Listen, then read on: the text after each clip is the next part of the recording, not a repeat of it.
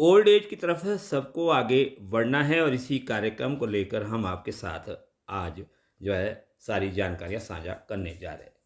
और हम बात करते हैं दूर दराज क्षेत्र नाइना गांव, जो शिलाई का एक खूबसूरत गांव है। और यहाँ पर जो है केसु देवी, जिनकी उम्र 76 वर्ष है, और वो इस एज में भी जो है सारी बातें साझा करती है। और वो उनकी आंखें जो है आज भी इस कद्र अच्छी है कि वो सुई में धागा डाल सकती है। और वो अपने जीवन काल के बारे में बताती है कि उन्होंने अपने जीवन में आज तक जो है दवाई का सहारा नहीं लिया है।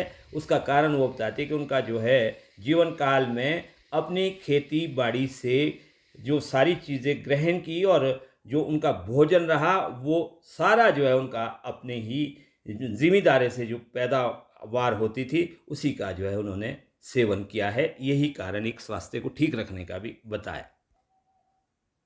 केसु देवी बौराड़ गांव की रहने वाली है और वो जो है नाहिना में है, और वो अपने सगे संबंधियों के घर में है, जहां पर जो है उन्होंने सारी बातें तमाम साझा की। उन्होंने संदेश भी दिया और उन्होंने समझाने की कोशिश की कि नशे से दूर रहना चाहिए और अपने स्वास्थ्य को किस तरह से ठीक रखना है, उस पर भी तमाम जानकारियाँ दी। उन्होंने अपने जीवन काल की सारी बातें इस कद्र जो है साझा की, जैसे कि उन्होंने सारी बातें एकदम से जो है date wise, date of birth तक उन्होंने अपने बताया। उन्होंने अपनी एज का भी पूरा याद है कि उन्होंने कहा कि उनका जीवन जो है सिंपल रहा, सरल रहा, और उनके जो सारा खान-पान है वो बड़ा ही सरल रहा है। और ग्रामीण जीवन था। ग्रामीण जीवन में उन्होंने जो है किस तरह से जो है अपना जीवन काल काटा है, और वो जो है आज भी इस एज में खुश है, और उन्होंने सारी तमाम बातें साझा की। चलिए आगे बढ़ते हैं इसी जानकारी के साथ। और इस जानकारी को हमारे साथ साझा कर रहे हैं समाज सेवक विजय झूटा जी, जो वृद्धों की समस्याओं को लेकर अक्सर लगातार जो है बने रहते हैं, और वो वृद्धों के लिए काम भी करते हैं। उनके साथ जो सीधा संवाद हुआ है, और सीएनबी न्यूज़ फॉर हिमाचल पर ये पेश है। देखिए इस रिपोर्ट में। सिरमौर के दूर दराज का क्षेत्र है जो शिलाई, उसके नया गांव में हूँ। और एक ऐसी महिला के साथ बैठा हूँ जिनकी आयु लगभग 76 वर्ष है। और मेरी दृष्टि में मुझे लगता है कि ये एक, हम कह सकते हैं कि भाई एक मूविंग एनसाइक्लोपीडिया, जिसे हम कह सकते हैं कि भाई चलता फिरता शब्दकोश है। दीदी, आपका नाम क्या है? मेरा नाम जी केशव देवी। केशव देवी है। अच्छा, आपकी उम्र क्या हो गई? मेरी 76 में लगी है। 76 वर्ष की उम्र हो गई आपकी? मेरा जन्म है 1/7/1950 का। 1/7/1950 का? अभी भी आपको याद है? बिल्कुल प्रूफ है मेरे पास। आपका गांव कौन सा है? पैवका था भाई, यहाँ जहाँ मैं बैठी हूँ। जी जी, नाया अभी मैं पैवके के घर में है। हाँ जी। और घर है मेरा आगे बुरा छोटा गांव है। अच्छा। रोड मैन के साथ है। अच्छा। ससुराल है मेरा बुराड़ है।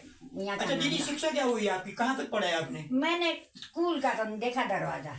आपने स्कूल का दरवाजा नहीं देखा है? हाँ जी। लेकिन फिर भी मैं देख रहा हूँ कि भाई, मैं थोड़ी देर पहले आपसे बात कर रहा हाँ जी। था तो मुझे लग रहा था कि भाई जैसे आप कोई अच्छे विश्वविद्यालय से पढ़कर आए हो। तो मुझे ये बताओ कि आपका जो इतना बढ़िया स्वास्थ्य है इस लंबी उम्र तक भी, इसका राज क्या है? आपके खान पान में क्या रहता है? बस हमने तो प्योर चीज खाई।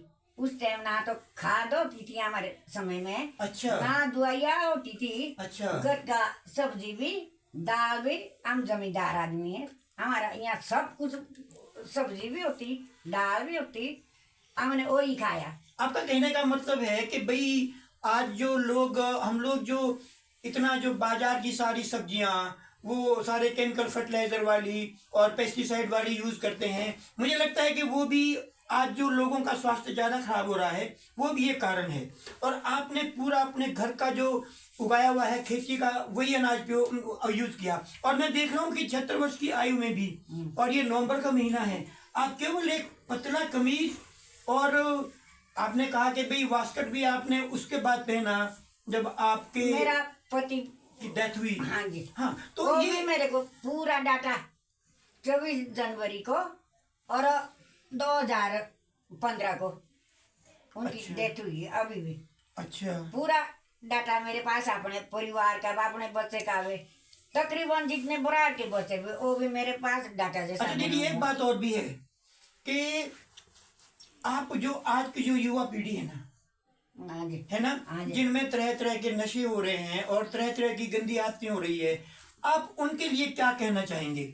हम तो ये बोलते हैं भैया, जैसा रोग जैसा भोग तुम्हारा, ऐसे ही तुम्हें रोग है। ओहो, जैसा होएगा आपका अन्न, हाँ जी। वैसा होएगा आपका मन और हाँ तन। जी। बहुत बढ़िया संदेश है आपका। बस मैं तो यही बोलती हूँ, जैसे आपके भोग हुए ऐसे ही रोग है आप में। ओके, हाँ। मैंने तो 76 साल में लगी, मैंने तो एक गोली खा रखी।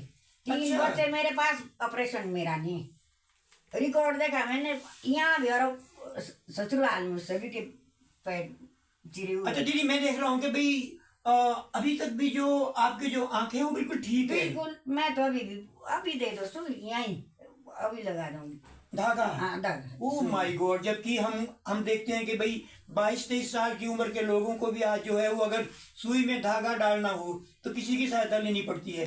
तो इसका राज क्या है जो आपने ये अपना जो आंखें इतनी सुंदर बना के रखी हुई है, अभी तक आप सुंदर देख रहे हैं? मैंने कभी तो गर्म पानी में छुआया, मुंह में और आंख में। ओ माय, चाहे बारिश हो, बर्फ हो, तब मैंने ठंडे पानी से धोना मुंह, पहले उठना है और ठंडे पानी से। वाह वाह, ये भी एक संदेश है हम लोगों के लिए, खास करके जो ये हमारे जो सेल्फ हेल्प ग्रुप बने हुए हैं जिसमें 60 साल के ऊपर के लोग हैं, ये हम लोगों के लिए एक संदेश है कि इस उम्र में भी दीदी ने अपनी जो आंखें हैं वो कैसे स्वस्थ रखी हैं।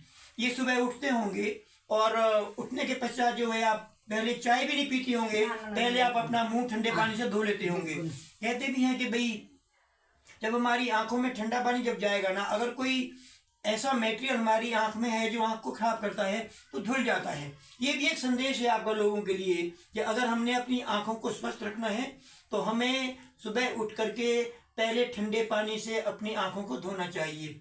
अच्छा दीदी, एक बात और भी है कि हम आज देखते हैं कि भाई बहुत सारे लोग जो लगभग जो 60 साल से ऊपर की उम्र के लोग हैं, है ना, आप तो अभी भी स्वस्थ हैं, लेकिन बहुत सारे लोगों को मैं देखता हूँ कि वो 55 वर्ष में जो है वो बीमार पड़ जाते हैं या बहुत ही कमजोर हो जाते हैं।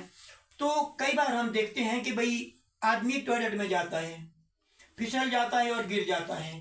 तो मेरा कहना ये है कि भाई जो ऐसे एल्डर्स हैं ना, जो ऐसे वृद्ध लोग हैं, उनको जब वो टॉयलेट में जाते हैं तो मैं समझता हूँ कि भाई एक तो बैठने के लिए जब हम बैठते हैं सीट पर तो ऐसी सीट का यूज करना चाहिए जो थोड़ी ऊंची हो। आपके लिए नहीं ये बात, क्योंकि आप तो पूरे स्वस्थ हैं।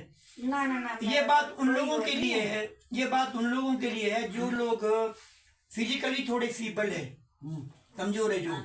और एक चीज और है, कोई भी आपको अगर अपने घर में कोई ऊंचे स्थान पर कोई आपने कोई चीज रखी हुई है, अगर आपने स्टूल का सहारा लेना हो उसको निकालने के लिए, तो जब आप स्टूल पर जाएंगे तो आपने ये ध्यान, बहुत सारे लोग हमने ये देखा है कि भी स्टूल पर जाते हैं और गिर जाते हैं और फ्रैक्चर हो जाता है। क्यों?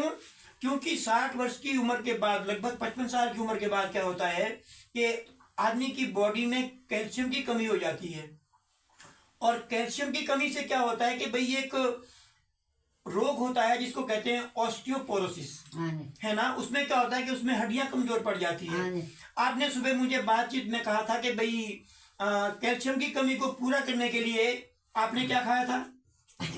हाँ, आपने कहा था कि मैं सभी खाते थे पहले जब पेट में बच्चा होता था। आप बहुत ठीक बोल रहे हैं। मैंने भी गांव में कई महिलाओं को देखा था ऐसे।